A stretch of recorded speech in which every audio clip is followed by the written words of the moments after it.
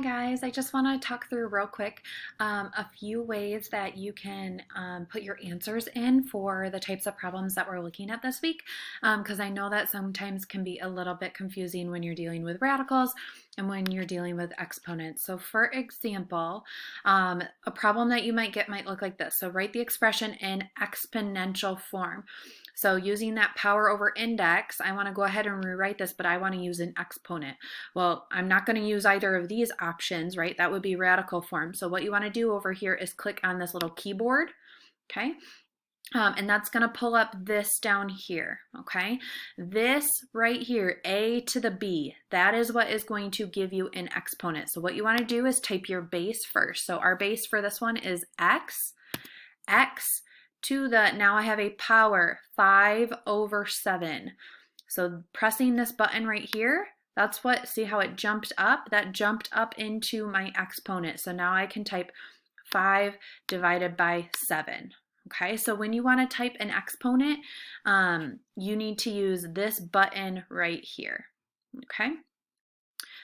So if I go through, submit my answer, yep, got that one right. Okay, so new problem. Let's go ahead. Let's look at one. All right, so now this one is asking me to write in radical form. So now I'm going to go ahead and use the radicals that they gave us. Well, power over index, my index is going to be 3. So I want to go ahead and I want to type the cube root. So notice I use this one because I'm not using a square root. I want a cube root. So it's got me on the index right here, so 3.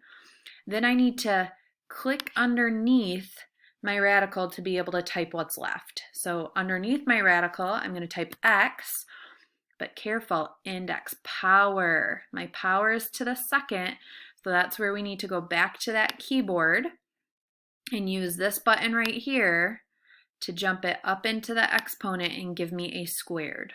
Okay, so that was kind of a combination of all the buttons we've looked at so far. So the radical ones were right here.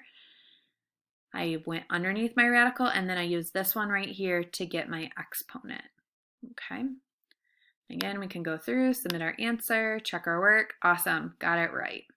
All right, let's go ahead and look back at another set of examples. So this one right here, I really wanted to talk through with you guys because it's written really tricky, but it's exactly what you guys know how to do. So evaluate the left side to find what the value of A is. Okay, so all they want you to type in for your answer is what A is. So for example, this one right here, we would want to add these exponents together. So when I add 1/2 plus 6, okay, using my exponent rules, that's going to get me 13/2, okay, for my exponent there.